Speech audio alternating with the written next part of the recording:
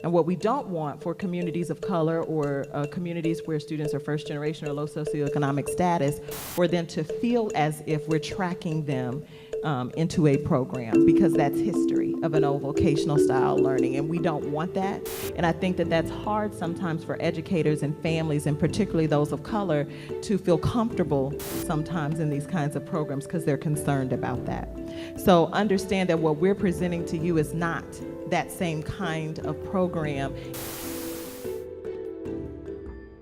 Let me see what you got. I like analogies. And I heard an analogy once, where a high school counselor was asking a principal, who do you want to have work on your $80,000 BMW?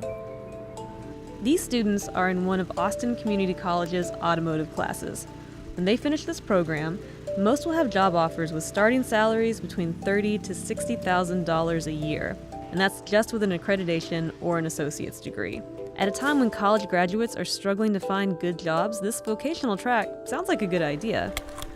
The U.S. Department of Education has reported that in the next 5 years, there will be 68% more job openings in middle-skilled jobs than there will be people trained to fill them.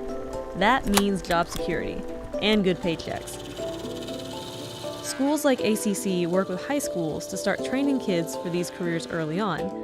But there's some concern that these training programs are mostly found in lower income areas and continue a form of tracking. But before we get into that, let's take a look at what tracking is. The history of tracking is that students that showed potential for college that are in certain communities, whether they were communities of color or first generation or low socioeconomic status, they were tracked into certain kinds of programs.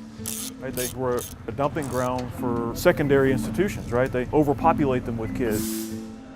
It's not like it used to be. This is a different kind of experience. This is college work. So we partner with their district, and they work with us to identify the high schools that are ready to go. They have a large enrollment in health, and then from there you see anywhere from automotive, construction, electrician. It's not about us telling the student this is what you want, they've told us. If there were, these opportunities at schools in West Austin, in Northwest Austin, as well as in the East Side, I would like, okay, well that sounds like you're looking at equity. We need to be thinking about the fact that every single kid in this city, in this community, needs to have access to the same opportunities. There are probably kids who live in Central Austin or West Austin who would benefit from a vocational educational experience. And anytime I see opportunities sort of slotted for these students in this category, the hair on my neck kind of raises, like, what is that about? Those decisions are so often tied to their economic status. And I find people are often making decisions based on those factors and not on what do I want to do for the rest of the next 10 years of my life. What is the number one thing students say? I want a job. That's why I want to go to college. If they choose to go directly into the workforce, that's super great. But we still want to engage them too. You're not that far away from the associate's degree. It just helps them further their career.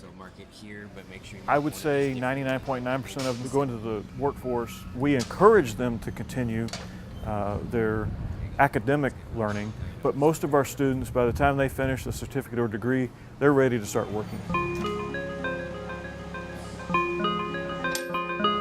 But they're never going to stop learning in the automotive environment. As cars roll off the assembly line each year, they have more and more electronics on board, more and more things that must be learned in order to repair a vehicle. Right now we're talking about green energy jobs and solar jobs. Those are things that are growth industries, and maybe the fossil fuels are not. But even that's going to change over time. And so I think about education as making you agile. So let's talk about all those options and not limit it to you're in either this box or that box. And because of where you live, this is the only box you have available to you.